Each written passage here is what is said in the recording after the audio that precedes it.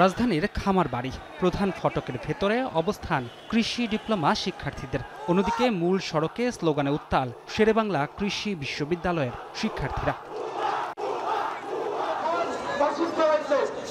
সোমবার সকাল 6:30টার পর থেকেই রাজধানীর কৃষি সম্প্রসারণ অধিদপ্তরের প্রধান ফটক বন্ধ করে দেয় সারা দেশের বিভিন্ন প্রতিষ্ঠানের কৃষি ডিপ্লোমা শিক্ষার্থীরা। শুরু করেন এগ্রি ব্লকেট কর্মসূচি। এ সময় দাবি পূরণ না হলে কঠোর কর্মসূচির হুঁশিয়ারি দেন শিক্ষার্থীরা। আমরা আজকে প্রায় 15 থেকে 16 দিন মাঠে অবস্থান করতেছি, তারা কোনো কিছুই আমাদেরকে জানায় না। বেলার 1:30টার দিকে খামারবাড়ির গেটে জড়ো হতে থাকেন শেরেবাংলা কৃষি বিশ্ববিদ্যালয়ের শিক্ষার্থীরা। তাদের দাবি ডিপ্লোমা শিক্ষার্থীদের 8 দফা অযৌক্তিক। এ সময় পাল্টা 5 দফা দাবি ঘোষণা করেন তারা। 2টার দিকে শেরেবাংলা কৃষি বিশ্ববিদ্যালয়ের শিক্ষার্থীরা খামারবাড়ির প্রধান ফটক দিয়ে ভেতরে ঢোকার চেষ্টা করেন। এ সময় পরিস্থিতি উত্তপ্ত হয়ে ওঠে, তবে পুলিশ ও সেনাবাহিনীর প্রচেষ্টায় তাদের শান্ত করা হয়।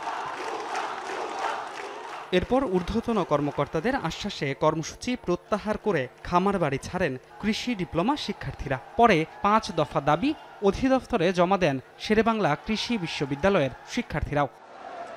ধ্রুব ব্যানার্জি, সময় সংবাদ, ঢাকা।